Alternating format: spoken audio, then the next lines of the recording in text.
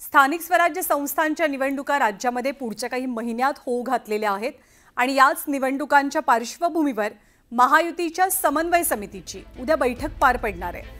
अर्थातच निवडणुकांच्या दृष्टीने ही बैठक महत्त्वपूर्ण असेल।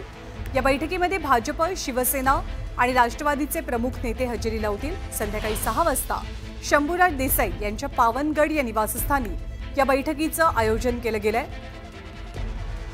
तुषार रूपनवार आपल्याला अधिक माहिती देतील। तुषार, महायुतीसाठी अर्थातच स्थानिक स्वराज्य संस्थांच्या निवडणुका महत्त्वाच्या आहेत।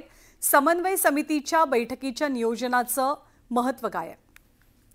ज्ञानदा, स्थानिक स्वराज्य संस्था निवडणुकीचं बिगुल आपल्याला वाजल्याचं पाहायला मिळतंय आणि यामुळेच उद्या सर्व प्रमुख 3 पक्ष भाजपा, शिवसेना आणि राष्ट्रवादी या 3 पक्षातले प्रमुख नेते आपल्याला शंभूराज देसाई यांच्या पावनगड या निवासस्थानी बसणार आहेत। खऱ्या अर्थाने पाहिलं असेल तर स्थानिक स्वराज्य संस्था निवडणुकी संदर्भातली समन्वय संदर्भातली ही पहिली उद्याची आढावा बैठक आहे।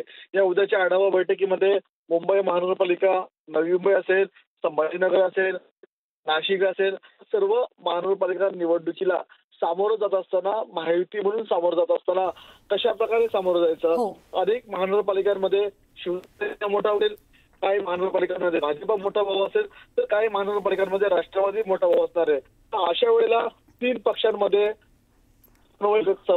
या संदर्भामध्ये उद्या चर्चेचा पहिला आढावा आपल्याला पाहायला मिळणार आहे आणि त्यानंतर आपल्याला प्रमुख 3 नेते म्हणजे अर्थात मुख्यमंत्री देवेंद्र फडणवीस, उपमुख्यमंत्री एकनाथ शिंदे आणि उपमुख्यमंत्री अजित पवार यांची नंतर आपल्याला बैठक होताना पाहायला मिळेल।